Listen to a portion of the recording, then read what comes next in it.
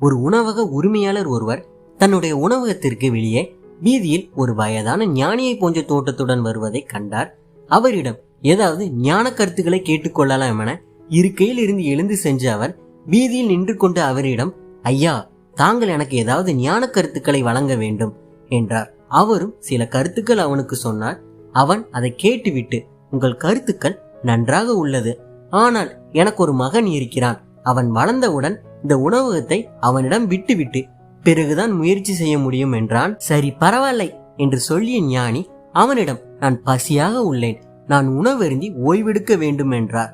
அதற்கு அவன் சொன்னான், அதற்கென்ன ஐயா, இதோ தெருக்குழாயில் தண்ணீர் வருகிறது, அதை குடித்துவிட்டு எதிரில் உள்ள மரத்தடியில் படுத்துக் கொள்ளுங்கள் என்று சொன்னான். சிரித்து கொண்டே தண்ணீரை குடித்துவிட்டு அவர் போய்விட்டார். ஆண்டுகள் கடந்தது. அந்த வழியே மீண்டும் ஒரு நாள் ஞானி வந்தார். இப்பொழுது உணவகம் வளர்ந்திருந்தது.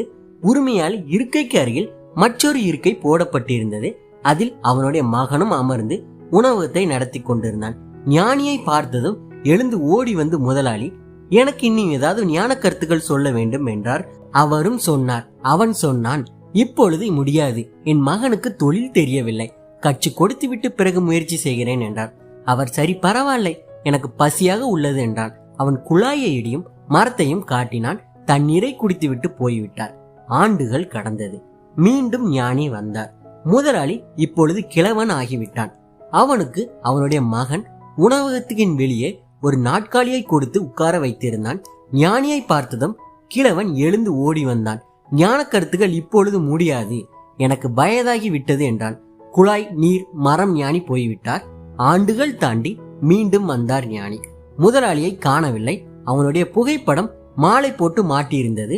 மகன் ஒரு நாயை கல்லால் அடித்து விரட்டிவிட்டு உணவகத்திற்கு வெளியே போனான். நாய் இவரை பார்த்ததும் ஓடி வந்து வாளை ஆட்டியது. ஞானி அது யார் என்று புரிந்து கொண்டார். தன்னிடம் இருந்த ஒரு தடியால் அதன் தலையை ஒரு போடு போட்டார். நாய் இப்பொழுது பேசியது, ஐயா, நீங்கள் சொன்னதை நான் கேட்காமல் போய்விட்டேன். இப்பொழுது என் மகனும் என்னை கல்லால் அடிக்கிறான். நான் விடுதலையாக ஏதாவது ஞான கருத்துக்கள் சொல்லுங்கள் என்றது. ஞான கருத்துக்கள் சொன்னார். அதற்கு நாய் சொன்னது, இப்பொழுது என்னால் முடியாது, ஏனென்றால் இப்பொழுதுதான் 8 குட்டிகள் போட்டிருக்கிறேன், அது வளர்ந்தவுடன் முயற்சி செய்ய வேண்டும். தடியால் இன்னொரு அடி போட்டார். நாய் கத்திக்கொண்டே ஓடி சென்று குழாயடியில் வழிந்தோடும் நீரை குடித்துவிட்டு மரத்தடியில் படுத்துக் கொண்டது.